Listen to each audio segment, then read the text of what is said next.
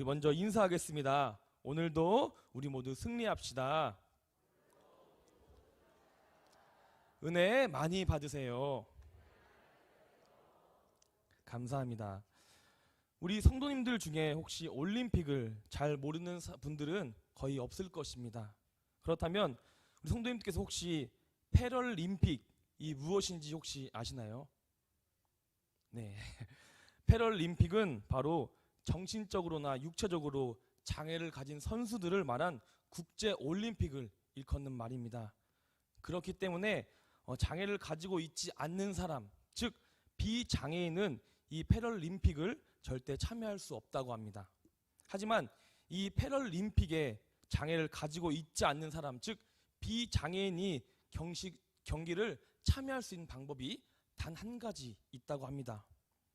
바로 이러한 사람들을 일컫는 말을 바로 가이드 러너라고 부른다고 합니다.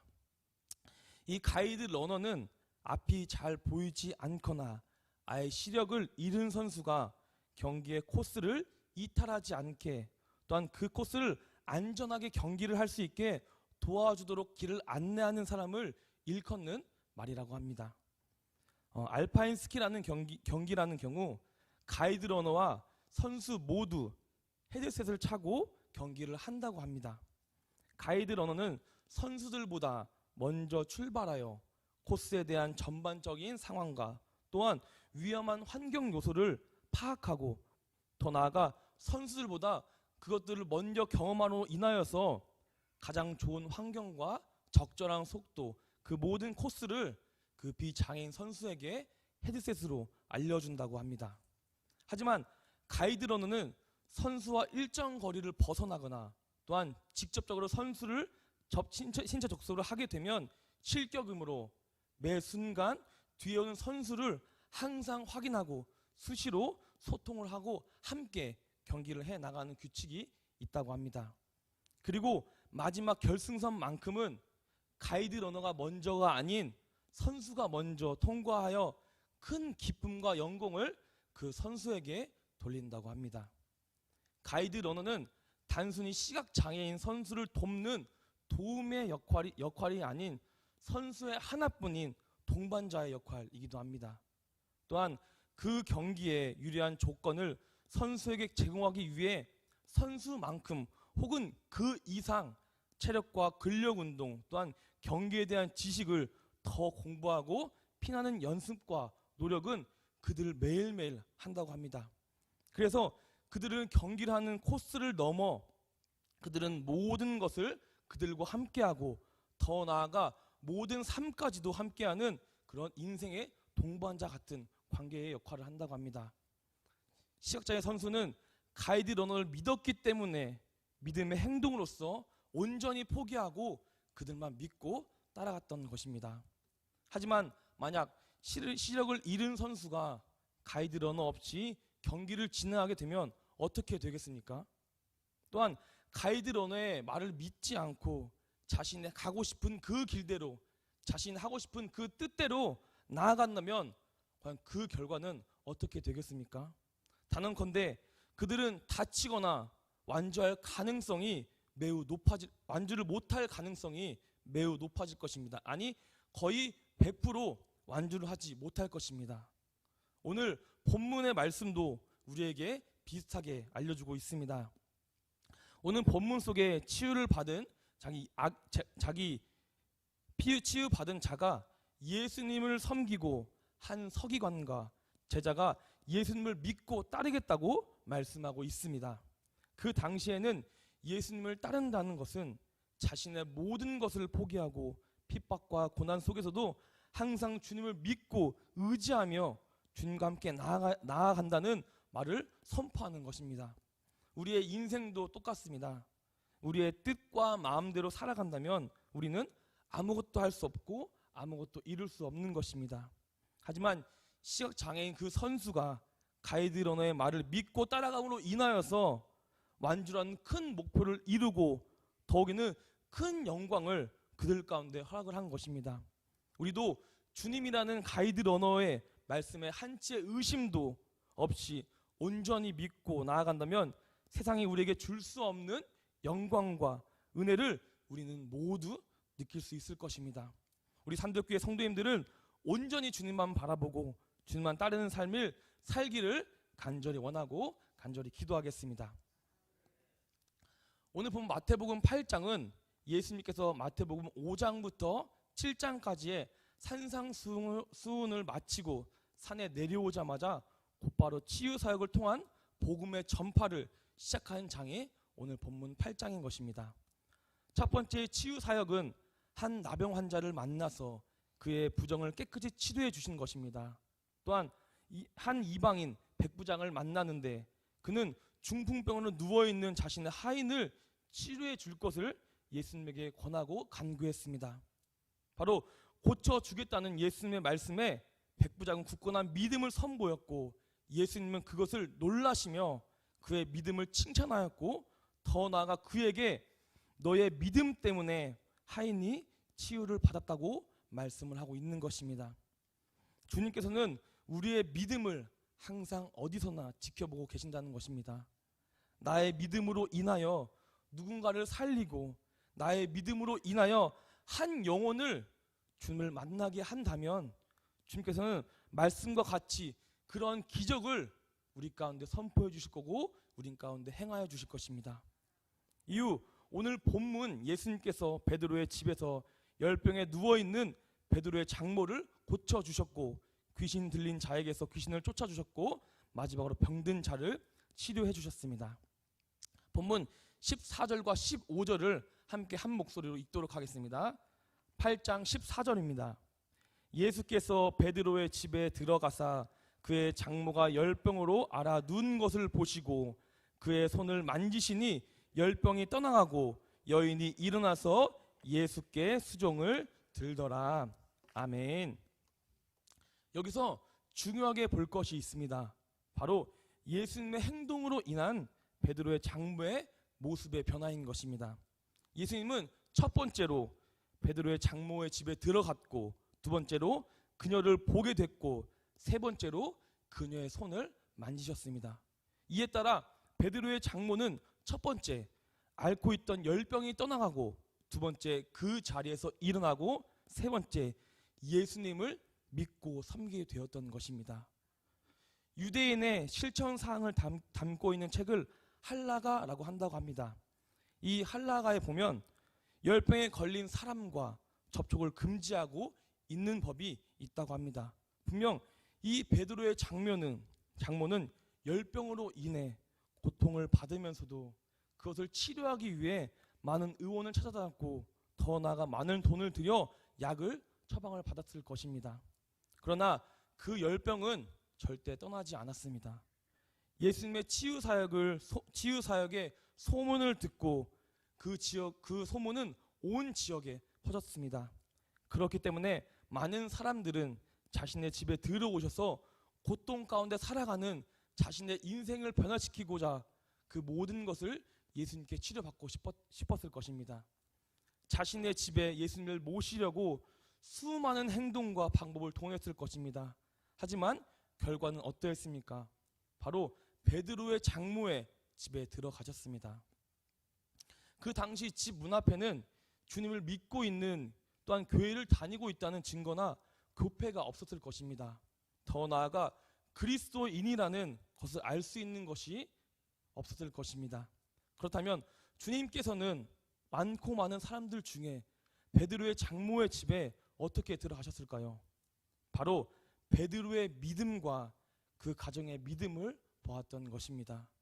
바로 그 가정 가운데 기도의 소리와 찬송 소리와 말씀 소리가 끊이지 않고 그 모든 것을 주님께 나아간다는 그 믿음의 소리를 들었기 때문에 우리 주님은 베드로의 장모의 집에 들어갔던 것입니다. 그들은 주님을 믿고 따르는 믿음의 행동이 있었기 때문에 주님께서는 그 집에 들어가셨던 것입니다. 바로 그 믿음의 행동으로 주님을 모실 준비가 되었던 것입니다. 요즘 주님을 믿는 사람이라고 해서 그리스도의 가정이라고 해놓고 싸우는 소리, 가정의 불화, 서로의 불신의 그런 모든 좋지 않은 소리가 끊이지 않고 있습니다. 또한 그런 가정이 많이 있습니다. 그들 속에는 진정한 믿음, 그 믿음을 따르는 믿음의 행동이 없었기 때문인 것입니다. 그렇다면 우리에게 왜 믿음의 행동이 중요한 것일까요?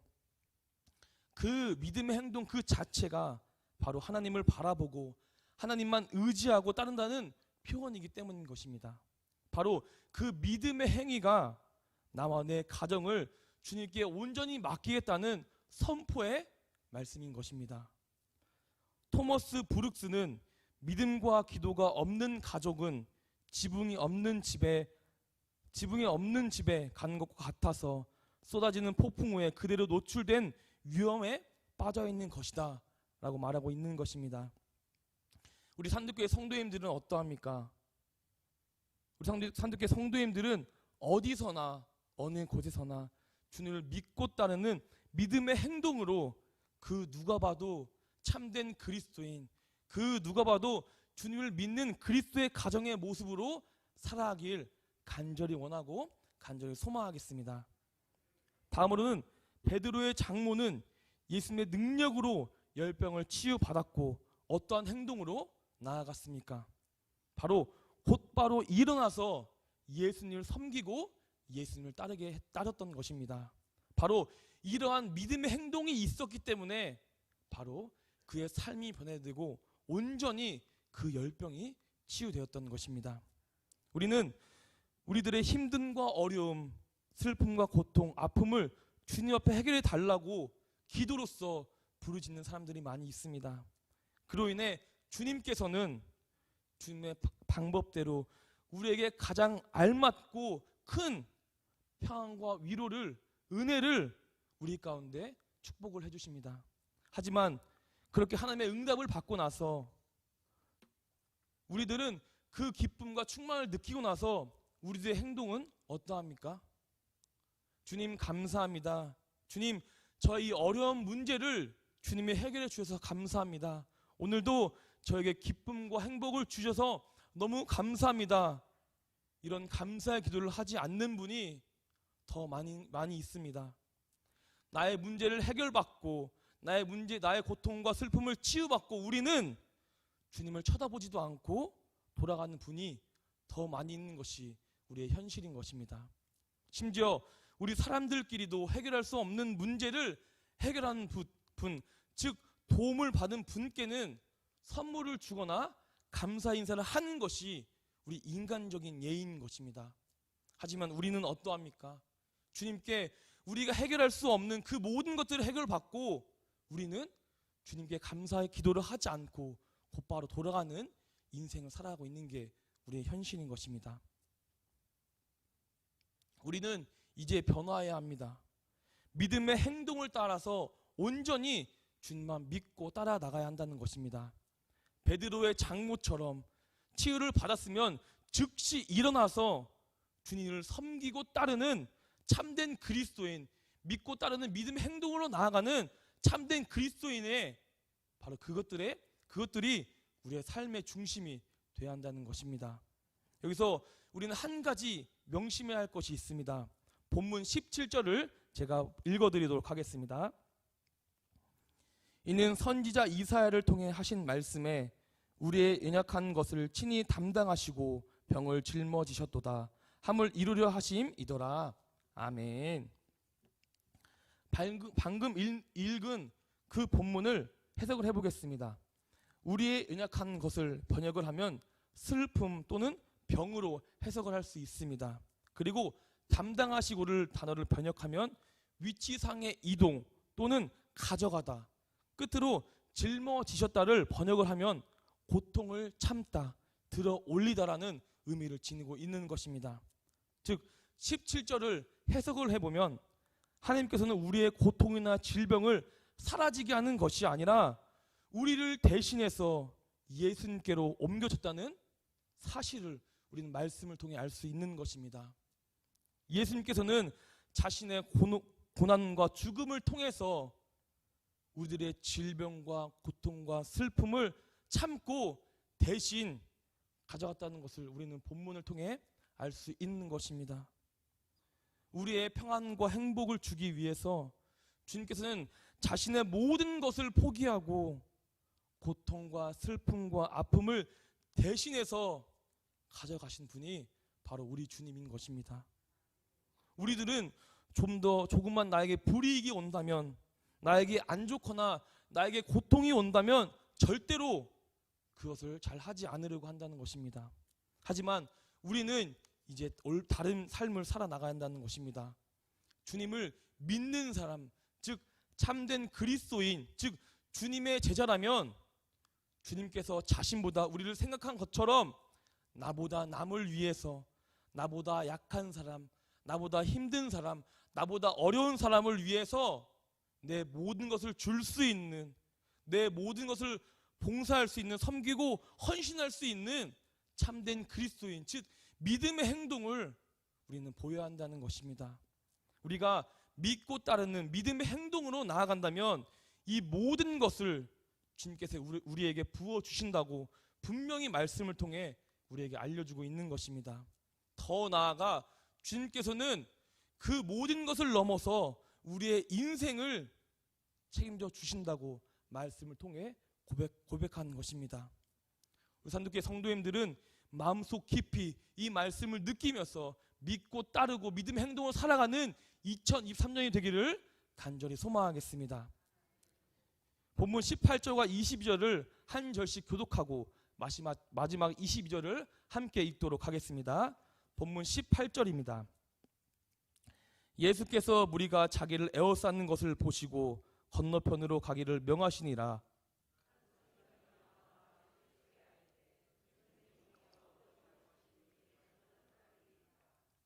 예수께서 이르시되 여우도 굴이 있고 공중의 새도 거처가 있으되 인자는 머리 둘 곳이 없다 하시더라.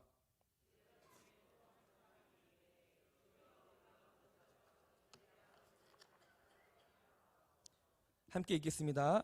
예수께서 이르시되 죽은 자들이 그들의 죽은 자들을 장사하게 하고 너는 나를 따르라 하시니라. 아멘. 성경에서 보게 되면 정확히 언급되지는 않았지만 18절을 세 번역으로 읽어보면 예수께서 무리가 자기 옆에 둘러서 있는 것을 보시고 제자들에게 건너편으로 가자고 이르셨다라고 말씀하고 있습니다. 18절부터 22절 본문은 산상수훈으로 인해 자신을 따르고 있는 다른 자들과 구별된 자, 즉 제자들에게 하신 말씀인 것을 우리가 알 수 있습니다. 몰려든 무리들 가운데 그들을 잘 돌보도록 특별한 명령을 제자들에게 하신 것이 아니라, 그 제자들에게 그들을 돌보라고 말한 것이 아니라 건너편으로 가라고 그 제자들에게 명령하고 있는 것입니다. 바로 믿고 따르는 믿음의 행동을 한다면 주님만 아시는 목적을 우리는 알 수 있다는 것을 이 본문을 통해 알 수 있는 것입니다. 주님께서 건너가라고 한 곳은 바로 갈릴리 바다 건너편입니다. 바로 주님께서는 목적과 방향을 그들에게 분명히 알려주셨습니다. 믿고 따르는 믿음의 행동을 한다면 주님께서는 우리에게 주님의 목적과 방향을 깨달을 수 있는 마음과 주님의 의도를 알 수 있는 눈을 우리에게 분명히 줄 것입니다. 그 눈과 마음을 믿고 따르는 우리 성도님 되기를 간절히 기도하겠습니다. 19절을 보게 되면 그 제자들에게 예수님께서 어디를 가든지 따라간다고 고백하고 있습니다. 바로 이러한 고백이 우리들에게 필요한다는 것입니다. 이 고백이 우리의 삶 자체가 되어야 한다는 것입니다. 주님이 말씀하신 것에 대해서 우리는 우리의 배경, 상황, 환경, 물질, 그 권위 하나하나를 따지는 것이 아니라 주님이라는 단 한 가지 이유만으로 모든 걸 보지 않고 단순 무식하게 주님만 믿고 따라가는 믿음의 행동으로 나아갔으면 좋겠습니다. 이제는 19절과 반대되는 인물을 21절에 설명하고 있습니다. 21절을 제가 봉독해 드리도록 하겠습니다. 제자 중에 또 한 사람이 이르되 주여 내가 먼저 가서 내 아버지를 장사하게 허락하옵소서. 아멘. 제자 중에 한 사람은 말하고 있습니다. 주님, 내가 먼저 아버지의 장례를 치르고 주님을 따라가겠습니다. 이 제자는 나의 상황과 환경, 처지 모든 것을 다 이루고 나서 그러고 난 후에 바로 주님을 따라간다고 말하고 있는 것입니다. 예수님께 소명을 받은 제자가 추구해야 할 우선순위 행위를 혼동하고 있는 것이 바로 이 21절의 제자인 것입니다. 예수님을 따라야 하는 믿음의 행동과 자신이 해야 하는 일 중에 망설이고 있는 것, 바로 이 제자의 모습인 것입니다. 바로 세상의 것과 주님의 것을 혼동하고 있는 것이 우리에게 가장 큰 잘못이고 가장 큰 어려움인 것입니다. 그러자 예수님께서 말씀하십니다. 22절을 함께 읽도록 하겠습니다. 예수께서 이르시되 죽은 자들이 그들의 죽은 자들을 장사하게 하고 너는 나를 따르라 하시니라. 아멘. 여기서 죽은 자들은 육체적인 죽은 자들을 말하는 것이 아니라 영적인 죽은 자들을 더 강요하고 있는 것입니다. 영적으로 죽음을 맞이한 자, 즉 주님을 선택하지 않고 자신의 상황과 환경을 선택한 자들, 주님이 아닌 다른 것으로 선택한 그 자들은 주님께서 말씀하고 있습니다. 다른 것들로 채워진다. 그것들은 주님께서 채워준다는 것이 아니라 주님이 그들을 온전히 놔두고 세상의 것들로부터 태워진다는 의미를 우리가 이 본문을 통해 알 수 있는 것입니다. 우리는 영적으로 죽음을 맞이한 자가 되지 말아야 한다는 것입니다. 영적으로 죽게 되면 주님께서는 그 죽음을 보살펴 주시지 않으십니다. 그렇기 때문에 주님께서는 제자들에게 너는 그들과 다르게 지금 당장 나를 믿고 나를 따르는 믿음의 행동을 하라고 분명히 이 말씀을 통해 우리에게 말하고 있는 것입니다. 그렇습니다.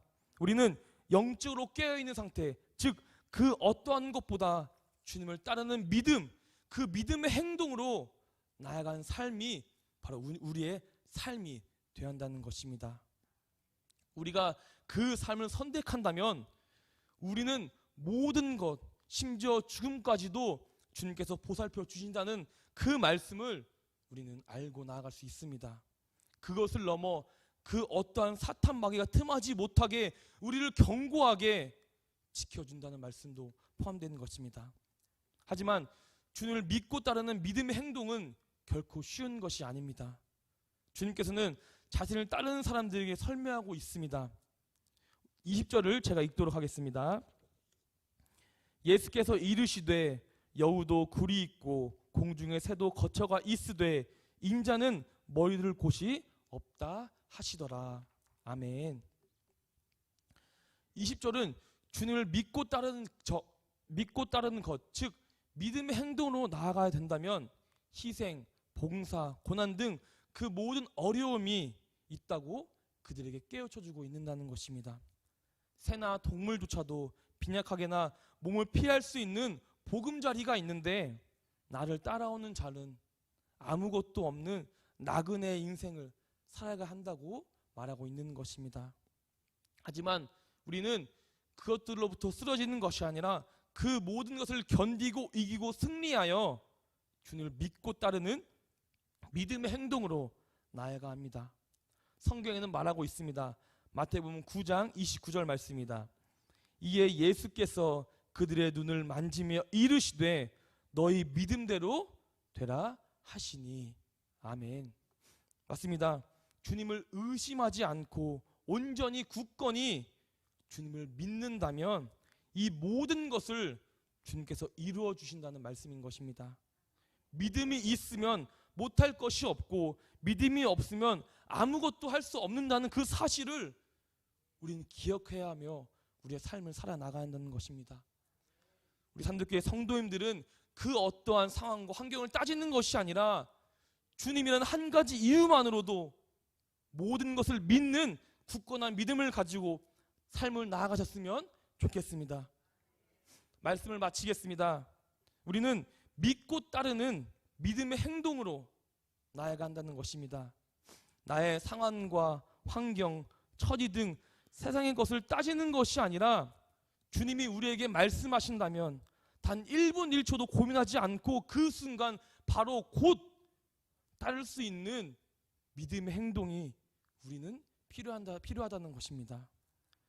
주님만이라는 한 가지 이유만으로도 모든 것을 이길 수 있고 순종할 수 있는 믿음의 행동, 그것이 바로 우리의 삶의 중심이 되어야 된다는 것입니다. 그 길은 힘들고 어려울 것입니다. 하지만 그것들로부터 승리하고 믿음의 행동으로 나아간다면 주님께서는 분명히 말씀하셨습니다. 나의 모든 것을 보여주시고 책임져 주시고 심지어선 세상의 것들로부터 채워지지 않는 은혜와 영광을 우리들 가정 가운데, 내 삶 가운데 그 모든 것을 부어준다고 오늘 말씀을 통해 분명히 우리에게 선포해주고 있는다는 것입니다. 우리는 오늘 말씀을 기억하며 한치도 의심하지 않고 주님의 말씀 믿고 따르는 그 모든 것을 누리고 나아가는 산돌교회 성도님 되기를 간절히 원하고 간절히 기도하겠습니다.